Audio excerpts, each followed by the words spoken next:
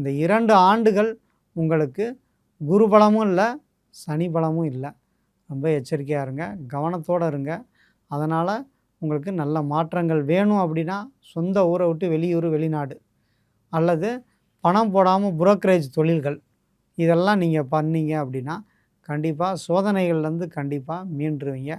சாதனை செய்யக்கூடியவர்கள் கண்டிப்பாக வருமானம் கிடைக்காது, பணம் கிடைக்காது, புகழ் கிடைக்கும்.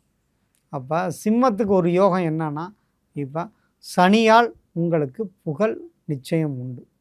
அதனால் உங்கள் வேலையை சின்சியராக பண்ணுங்கள், உங்களை தேடி புகழ் கண்டிப்பாக வரும். பரிகாரம் அப்படின்னு பார்த்தீங்கன்னா, சிம்ம ராசிக்காரங்களுக்கு சூரியன் வழிபாடு. அதிகாலையில் எந்திரிச்சு, அஷ்டமச்சனில் எந்திரிக்க முடியாது, ஆனால் நீங்கள் வெள்ளனா எந்திரிச்சு கிழக்கு நோக்கி நீங்கள் கட்டாயமாக நீங்கள் குளித்து முடித்தோனையும் கைகூப்பி சூரிய வழிபாடு பண்ணிக்கங்க. நவகிரக மந்திரத்தை சொல்லி வழிபடுங்க. கண்டிப்பாக உங்களுக்கு வெற்றிகள் கண்டிப்பாக கிடைக்கும்.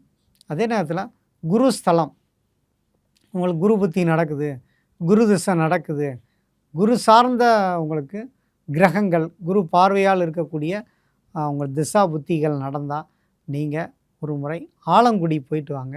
குரு பகவான் அருள் பூரணமாக உங்களுக்கு கிடைக்கும். சிம்மராசிக்காரங்களுக்கு